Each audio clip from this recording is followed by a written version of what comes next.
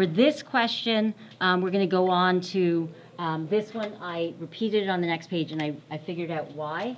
It was because I wanted, the graph ended up being really tight. Can you take off the -3, please? So just take off the -3. The other page, I took off the 3 because it stretched it too much and it made it really hard to read. So just take off the -3. We can do the question this way, just not the -3. Yeah, I copied it twice by accident. So there, -3. So again, an or statement can never be written together in between. And the reason was this idea here is that if you put it in between, you cannot put a number that satisfies both at once. So it has to be or. And is between the two numbers. We don't usually use the word and, because if I was to say and, I would just write it together as one statement, right? If I said greater than, if I said -3 and I said x is greater than or equal to -3 and x is less than or equal to 5, I would just put this. So I don't usually use the word and until I give you a question and I have to break it up. Usually, if I have an and, I would summarize it like this, like that would be the summary of it. So and is not usually used in your answers. Sometimes we do it in the question. I give you an and question, or you have to break it apart, like the other question we had where I had to break it into two statements. Okay, but or does come up with answers, and there's no other way you can write that. Okay, for here, we took off the 3, yep, so then now we've got my parabola. So I was just trying to do different functions. So for my left side, I've got this lovely parabola here, so it's y equals x minus 2 squared minus 1. Regular, nothing fancy, no big step pattern, so I'm just going to graph that. And then my right side, again, I practice this again, just trying to do different shapes, would be negative. And I don't think I need a chart for this. I'm going to go ahead and graph it using kind of the shifting. Right, so we've got the y and the x and 1 and 1.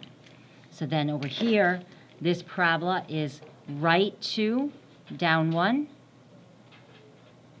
Okay, regular step pattern. So I'm going to go over 1, up 1, over 1, up 3, and I can't fit 5.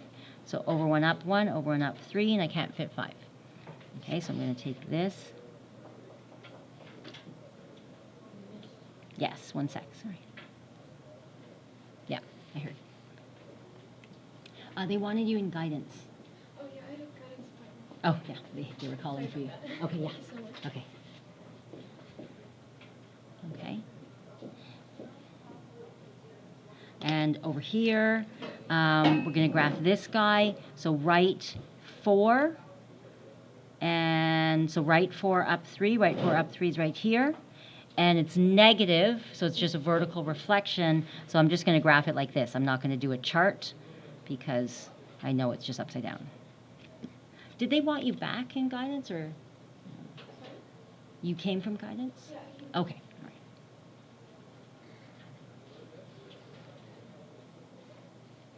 right. Okay, there we go.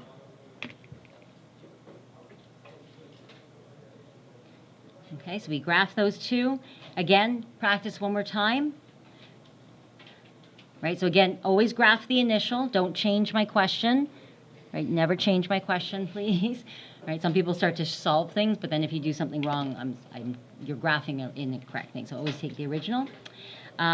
So it's asking, when is the parabola below the absolute value? Or when is the absolute value above the parabola?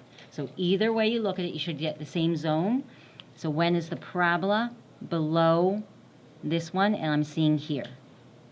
Right? If you read it the other way, when is the absolute value above the parabola, which would be still here? It's the same zone, right? You should still get the same answer. And that would be between 1 and 2, 4. 1 and 4. Between it.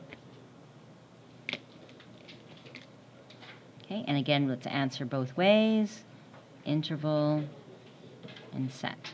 So the interval notation would be, is it going to be round or square? Round, yep, 1 to 4. And for the set, this is between, and I just want to show you, yep, it's x is between. You don't have to use the word and, really, when you're doing your answers, because you just put it between them. Yeah, so we don't usually use and, or we use for answers, but and not that much. All right, that's it for 4.2. So good for that.